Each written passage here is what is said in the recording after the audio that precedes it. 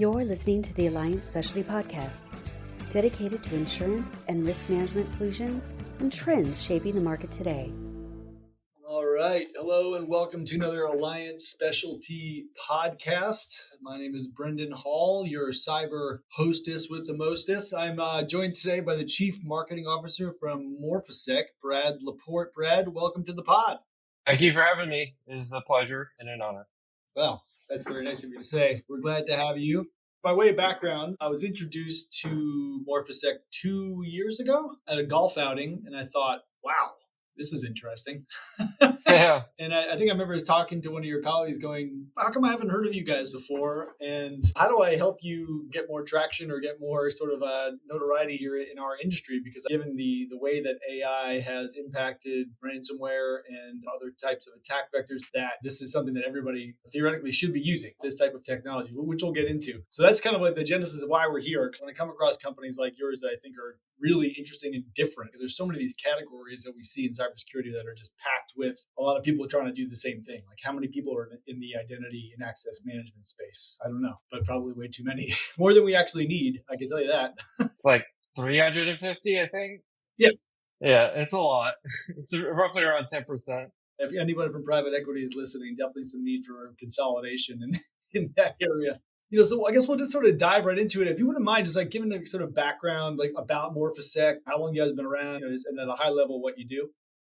Yeah, absolutely. So first things first, we stop ransomware. Using the golfing analogy, it's like going to the driving range and you're hitting those balls long and hard, and we're the net at the end, that safety net. And despite what might be happening and whatever tools that you have or what barriers you have, whether it be endpoint detection and response or other endpoint security tools or application control, a lot of these existing tools can be bypassed. And we add that extra layer of fortification, we add that extra safety net across the full spectrum of really advanced attacks, especially ransomware, which is our bread and butter. Been around for 11 years and counting. Our technology, think of it like advanced deception. We're constantly morphing the underlying attack surface. So imagine trying to go to that driving range, but you have a bunch of funhouse mirrors and all these crazy things moving across to distract you from trying to hit the ball. So it's going to be a lot harder to do that. And it's going to drive up costs because that's more balls that you're going to have to hit and more attempts. And our customers are 100% protected by a ransomware-free guarantee. And we're really successful at what we do. And really, it's just providing an extra layer of protection. I want to come back to the ransomware guarantee because I don't think I was specifically aware of that. At a high level, companies have their EDR and MDR tools and services in place. But as you say, they can be bypassed. We're talking about, in this case, in many cases, what's known as polymorphic ransomware. I always think of one of the Terminator movies where it was Neil Patrick who turned into like a silver slithery thing and then reform as a human being. Can you give us a high level, what is polymorphic ransomware or malware and how does it function? Yeah, absolutely. So think of it like malicious software, malware, that constantly changes its code and appearance to avoid detection, like traditional security tools I was talking about. So basically how it works, the code is actually changing, even just modifying it slightly. So if you think of how traditional like viruses that we get, like the flu every year, it's constantly evolving, it's constantly morphing and mutating. And some of these threat actors have been around for 20, 30, 40 years and got really good at doing this. And basically you're just modifying it just slightly that it's not being triggered by traditional detection methods. So the ultimate goal is to steal data, encrypt those files, and disrupt systems all at the same time, and walking away with a payout that unfortunately is paid by a lot of insurance premiums. And obviously that's a frowny face overall. So if I'm hearing you correctly, the tools that like every underwriter wants our clients to have in place, managed detection and response, endpoint detection and response, can really only detect things that they already know are bad, right? Yeah, it's a little bit more complex than that. I mean, there is basically behavioral-based detection systems. Now we're getting into AI-based systems and things like that, but it's really a race condition, and it's kind of machine versus machine right now. And it's model versus model. And those models can be effectively poisoned and circumvented just like anything else. Let's just imagine a $1 billion security company. You're pumping millions of dollars into the next generation AI tool that's going to stop everything under the sun, or at least that's how the marketing works. What happens if that gets poisoned? And threat actors are able to do basically a software supply chain attack on that system and circumvent it and basically get into that back end that, like, instead of it being XYZ, it's ABC. And effectively your whole thing that you've made those billions of dollars in, that's not happening. And you're able to do this by having polymorphic malware, sometimes walking through the front door through getting account credentials into the privileged access of accessing that system, and zero-day vulnerabilities. So we saw that with FireEye and SolarWinds over the years, and now with other aspects. There's tons of different ways that you can tamper and enter in. And basically, from a defender perspective, you have to be able to stop that every single time. And threat actors only have to get in once. That's really the core element. And it's like, how do you want to hedge your bets? What kind of riders do you want to put on that insurance premium to make sure that you have multiple layers of protection, and having a safety net and that peace of mind? And that's kind of the one value prop that we have. Our solution is, I ask our clients, what is it about Morphisec that you love the most? And it really comes back to the fact of, I can sleep at night. I know that I'm not going to get a call at 2:00 in the morning because you guys have our back. That is really something that gives us a lot of pride in what we do, the technology that we do, and the solution that we have. So thus far, I mean, I don't know how far that you turn the clock back on this, but the clients of yours that have deployed your tech alongside their MDR, and managed detection and response, for those who don't know, you guys are undefeated. Is that right? That's correct. So it's 11 years. And since we've had our patented technology and implemented it, we're talking millions of endpoints and thousands of customers that we've supported. And we stand by that guarantee that we have. And it's really good, really astounding. You have to really pressure test some of the things that are out there with some clever marketing, because you start digging into it and it's like the fine print of, okay, they have a guarantee that their incident response team will be made available to you if there's a breach.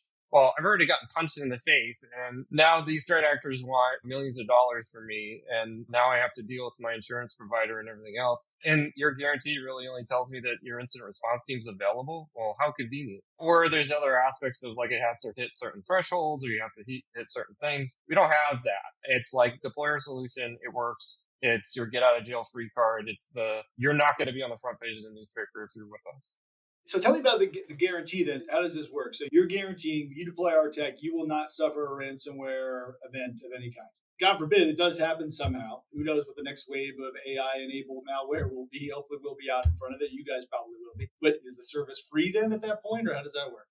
Yeah, so we will basically cover all the costs that you incurred from the actual software that's there, and we'll actually cover up to a certain amount for the incident response. So actually pay for that amount in terms of it, because the odds of it actually getting through are full spectrum ransomware protection. So basically having the visibility, having infiltration protection, impact protection, and adaptive recovery, and being able to roll everything back. We're handling everything across the attack lifecycle, or basically the kill chain. So it's nearly impossible to get in there. So we basically stand behind that. And with that, think of it like a money back guarantee, as well as different from contract to contract. That's obviously something you can work out with us, but part of it is getting that help from the incident response side.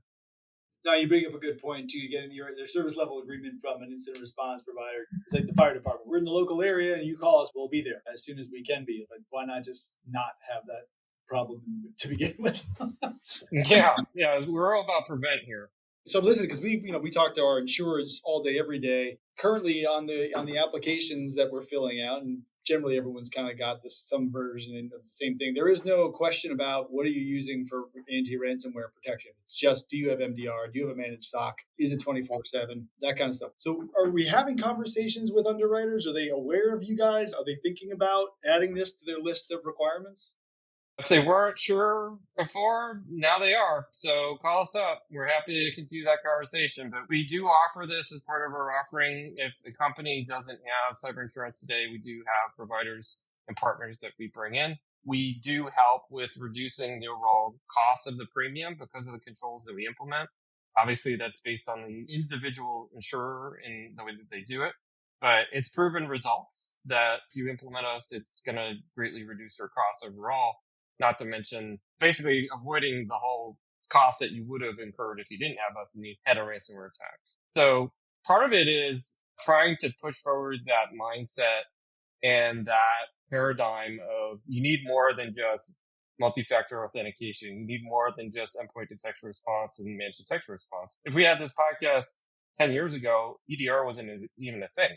we have to constantly evolve. And now everything is shifting towards preemptive and trying to get ahead of this, because now we're seeing really vulnerabilities being exploited out in the wild with -1 day. So like 0 days. And before the defender is even aware it's an issue, we're already seeing mass exploitation attempts. This is why continuous threat exposure management is so important, and how it's revolutionizing the way that we do vulnerability management. This is why we're seeing more approaches into combating ransomware and stopping this threat. Let's put it bluntly. If all these other security tools could stop it, it wouldn't still be an epidemic.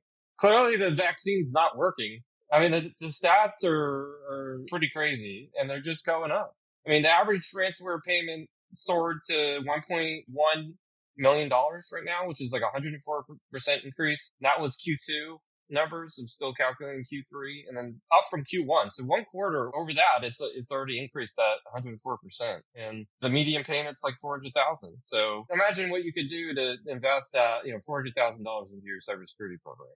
There's some things you can't put back in the bag, like data exfiltration, losing your intellectual property, things like GDPR fines, and the list goes on.